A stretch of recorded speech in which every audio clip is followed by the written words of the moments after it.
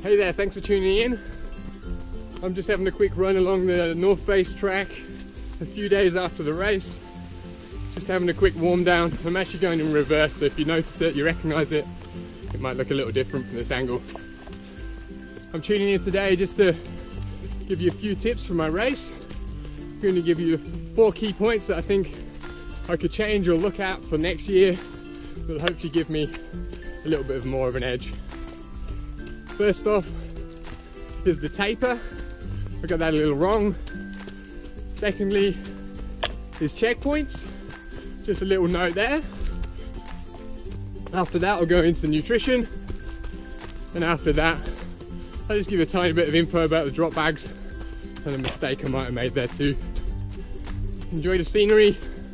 I'll be cutting in and out of North Face footage so you can have a quick look what the race looked like and maybe the paint on my face.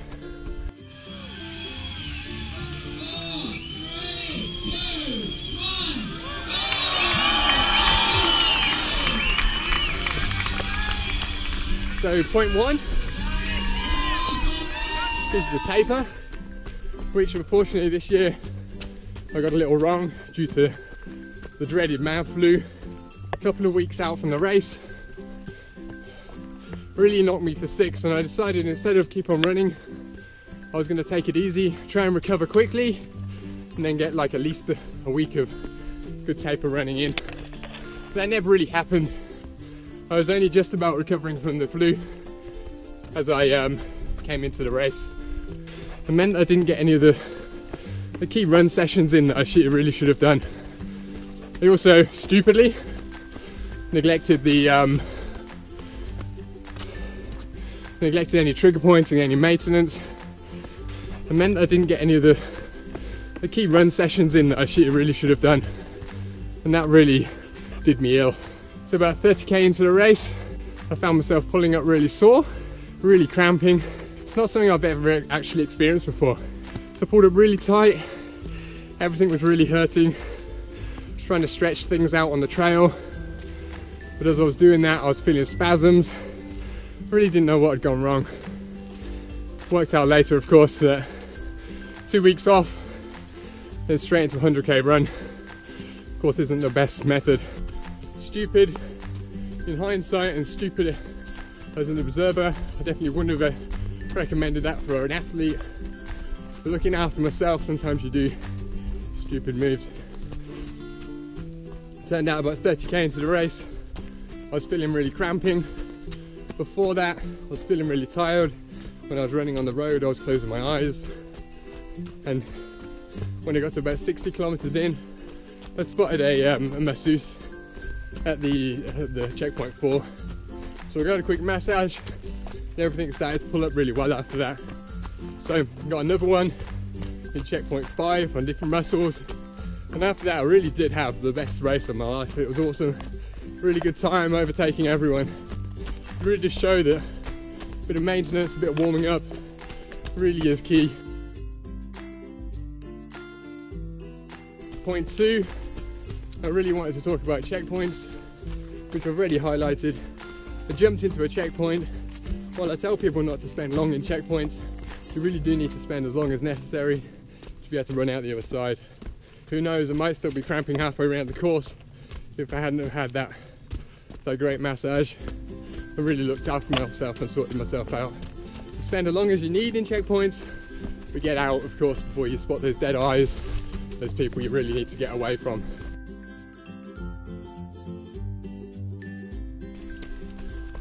So point 3 would be my nutrition. I also, I've been training using a product called Infinite. It's a powder you mix into a drink. It's really easy to drink because all you've got to do is just think about drinking, and you get your 280, 250 calories an hour. As we're in a colder climate here, you have to be really careful to drink less, so you have to make your mix stronger. Well, I knew this, I got it out a little bit wrong, and so I found myself not drinking enough calories.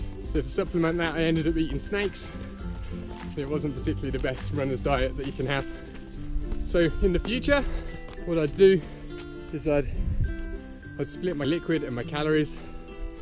So if it was a colder day, I can drink a lot less liquid, but I can still get my calories. I think that's quite a big downfall of these mixes, the powders that you mix in with your drink. You have to pre-arrange what ratio of drink you're going to be able to drink on the run. It really makes it difficult. Throughout the day the temperature differs, and then throughout how hard the race is as well. Some bits are steep, some bits are easy.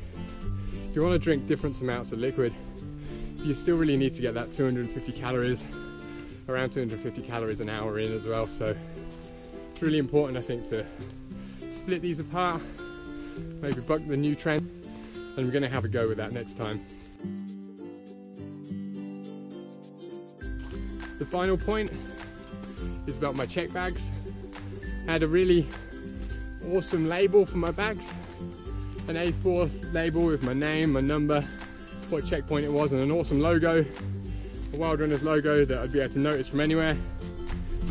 The problem is I decided that I'd laminate it instead of put it in a flexible pocket. By laminating it, it went really stiff, it got really hard, and I decided also that I'd staple it rather than tape it onto my bag.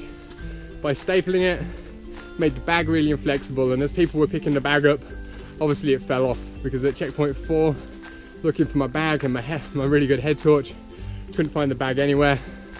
Made for a little bit of a panic. Took about 5 minutes to find the unlabeled bag in the corner, and then we could go on. But prior to that, I was searching around a bit frantic, not sure that my backup headlight was really the one I wanted to run with for a couple of hours on some awesome trails in the dark. Alright, so I think that's about it. That sums up my 4 top tips of things that I should probably change. So just to recap, the taper, I think you know, make sure if things go wrong, you start to get ill, you still need to maintain yourself. It sounds obvious, but of course from my perspective of trying to coach myself as well, I did that a little wrong. Felt sorry for myself and gave myself that time off. Checkpoints, spend as much time as you need in them, but no longer. But definitely make sure you go out strong enough to be able to get to the next checkpoint.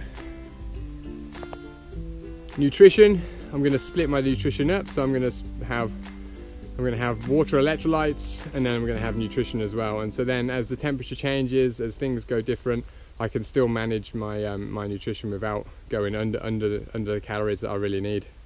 Finally, don't laminate your checkpoint bag number. Put it in a flexible pocket and tape it rather than laminating it and stapling it, because that makes for a really hard board that's going to fall off your bag. If you want to have a chat to me, feel free to join me over coffee after a training session. I've really got loads of points I'd like to talk to you about. I'd like to tell you how fantastic this race is, and I can wax lyrical about it for ages.